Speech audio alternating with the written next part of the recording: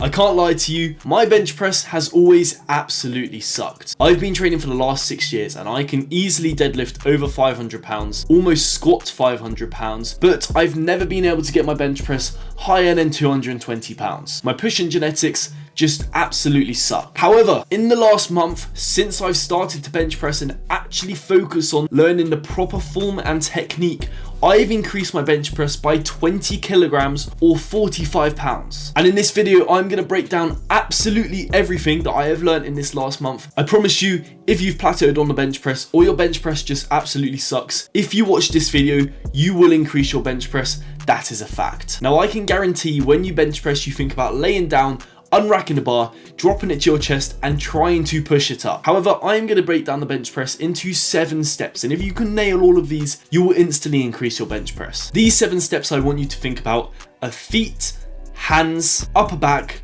arch, unrack, eccentric, and press. So let's start from the beginning.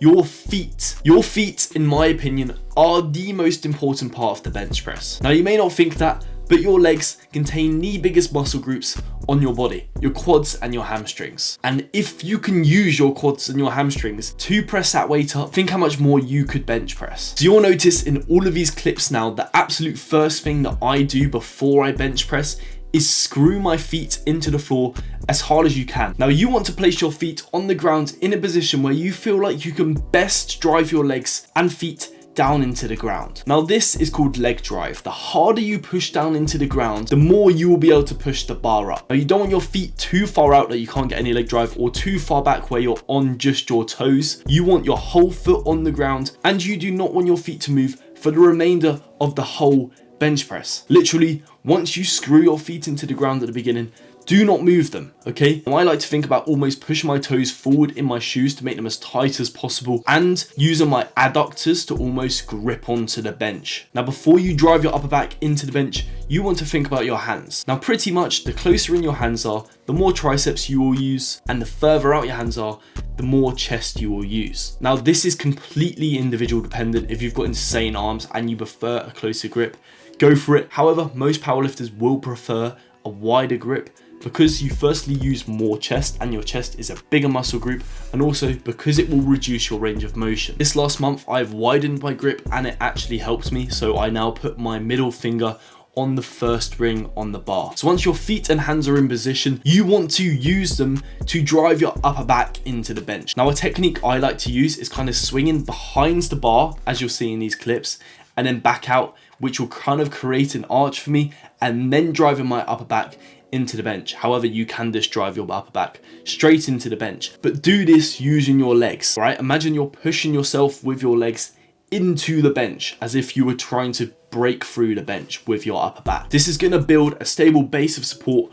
for your bench press, and the more contact points you can have with your upper back on the bench, the more stable you'll be and the more you'll be able to get out in the movement. Now, the reason you're driving your upper back into the bench is firstly to make you stable, but also to create your arch. Now, you'll see those powerlifters with those ridiculous arches, right? And that's because the bigger your arch is, the less range of motion you will have. The bar will have to travel a smaller range of motion. Now, you may say, oh, if I have too much arch, I'm cheating. But really, if your goal is to bench as much as possible, you want as big an arch as possible. Now, even in powerlifting competitions, you're allowed an insane arch, right? So do not worry about having too big an arch. Just have one. Now, I can't lie, it's actually pretty hard to build a good arch. So one way I like to do it is literally get a foam roller and stretch my lower back out on it and try and make my upper back touch the floor and my arse touch the floor with the foam roller behind my lower back. So once your feet and hands are in position, you've driven your upper back into the bench to create your arch. I then want you to think about unracking the bar. Now, honestly, too many people unrack the bar too far forwards. So they're almost starting with the bar above their head and they're bringing it all the way along here to then press. You want to be far back on the bench, hence why we use these racks and not the proper bench press. It's because we can position the bench further back. So when you unrack, look how little the bar's moving compared to if the bar was over my head. Now, a good area to think about is having the bar around your mouth to neck region. That's usually a good area. A lot of people say your eyes, but then you just travel too far, right? So the mouth to neck region will be good, and it will prevent you from getting untight, right? You want to stay tight throughout the whole movement to have as much output as possible. Now you notice how my bum is up before I unrack, and that's because I do not want your bum to touch the bench until you've unracked the bar and you have got in position. This will allow you to unrack the bar with as much as an arch as you can, and it will make unracking the bar way easier. Once you unrack the bar, try not to protract or unpin your shoulder blades. You want to keep them pinned back and tight with your upper back. Imagine you're doing an upper back row. Then bring the bar from wherever you unrack it in front of you to where you're gonna press. Once you're in position, that is when I want you to drop your bum. So just remember, when you're unracking, to just keep as tight as possible. Now the actual eccentric of the movement. Now when you're bringing the bar down, I don't want you to bring it down to the middle of your chest. You want to be bringing it down to your sternum, which is going to be the highest part on your body. You can see here how I kind of bring the bar down kind of diagonally, right? It's not straight down onto my chest. Bench press is actually kind of a diagonal movement, right? The bar path is not straight up and down. It should always be from a higher position down lower onto your chest and then back up to that higher position, and you will actually get so much more out of your bench press if you start pressing like that. So think about bringing the bar down to the highest part of your chest that you've created with your arch. Now when you're bringing the bar down, don't think about dropping it on your chest. The most important thing to do, and one of the most important things about the bench press, is to think about pulling it into your chest like you're loading some sort of slingshot. The way you do this is think about using your lats. Now a good way to do this is to actually do a lat row before you start benching, so you can get that feeling and you can get a bit of blood into your lats. You literally want to row the bar into your chest. Now this will build so much more tension and keep tension throughout the movement rather than losing tension if you just drop it on your chest. Now that does not mean you can't bring that bar down relatively quickly. Just bring it down